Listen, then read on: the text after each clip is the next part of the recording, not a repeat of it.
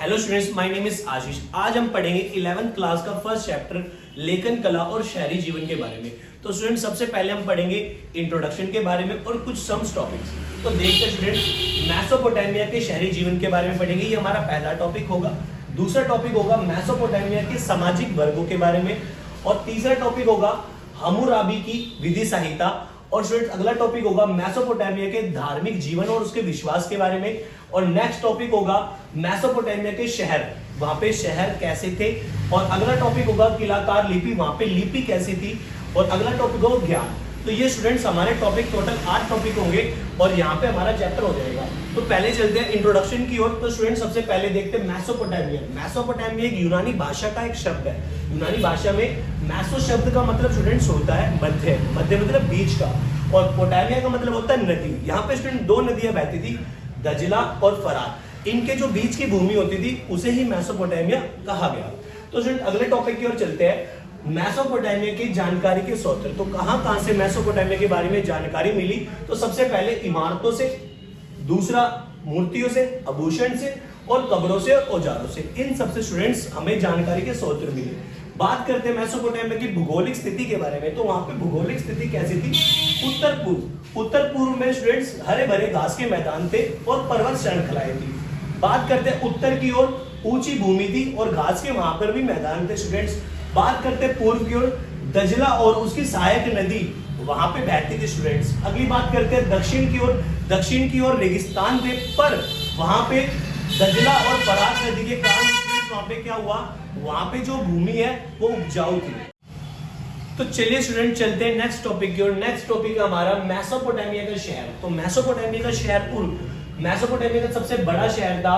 प्रत्येक नगर का स्वयं का देवता था स्टूडेंट्स, और देवता जो था उनका वो था नन्नार। नन्नार मतलब चंद्रमा।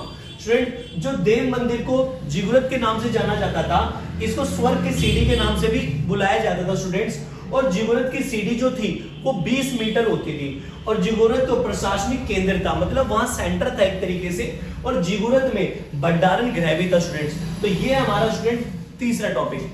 तो स्टूडेंट, आगे की ओर चलते हैं मेसोपोटामिया के सामाजिक वर्ग के बारे में। तो स्टूडेंट, जानते हैं मेसोपोटामिया में राजा को पृथ्वी का देवता के प्रतिनिधित्व के नाम से भी जाना गया, कि मतलब बेसिकली देव पुत्र के इन्होंने ही इनको भेजा आगे। समाज में महत्व की दृष्टि से पुरोहित दूसरे नंबर पे थे और पहले पे थे राजा। स्टूडेंट, देखते हैं सभी कार्य देवता के नाम से किए जाते थे, और मध्यम वर्ग में जमींदार, कारीगर, दुकानदार आते थे, और दासों का स्थान सबसे निचला था स्टूडेंट्स। ये हमारा था ये सामाजिक श्रेणी वाला टॉपिक। जैसे कि स्टूडेंट्स, हमने अभी कंप्लीट किया है मेसोपोटामिया के शहरों के बारे में, और स्टूडेंट्स हमने कंप्लीट किया है मेसोपोटामिया के सामाजिक वर्ग के बारे में। तो हमारा नेक्स्ट टॉपिक होगा स्टूडेंट्स हम्मुराबी की विधि संहिता। वो स्टूडेंट्स ये रही। तो हम्मुराबी एक शासक था, उसने कुछ रूल एंड रेगुलेशंस बनाए, कुछ संहिता बनाई। वो कुछ हम देखते हैं इस प्रकार। हम्मुराबी ने अपनी प्रजा के लिए एक विधि संहिता बनाई। वो विधि संहिता क्या थी वो हम देखते हैं। सभी जीवन के पहलू को ध्यान में रखकर ये विधि संहिता बनाई गई।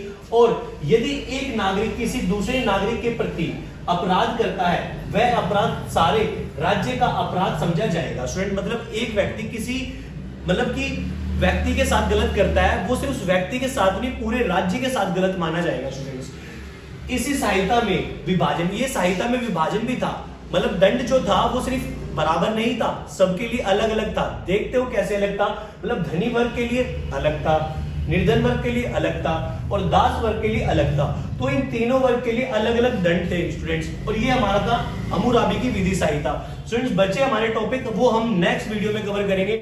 आई होप स्टूडेंट्स आपको ये वीडियो अच्छी लगी हो, इन्फॉर्मेटिव लगी हो। और स्टूडेंट्स, जो हमने अभी 4 टॉपिक करे हैं स्टूडेंट्स, जो बाकी के 4 टॉपिक बचते हैं स्टूडेंट्स, वो हमारे नेक्स्ट वीडियो में कवर करेंगे। और स्टूडेंट्स, आपको कोई भी डाउट हो आप कमेंट में लिख सकते हो, मैं उसका जवाब जरूर दूंगा स्टूडेंट्स। और अपने फ्रेंड के साथ इसे शेयर करें, लाइक करें, कमेंट करें। And thank you for watching. Bye bye.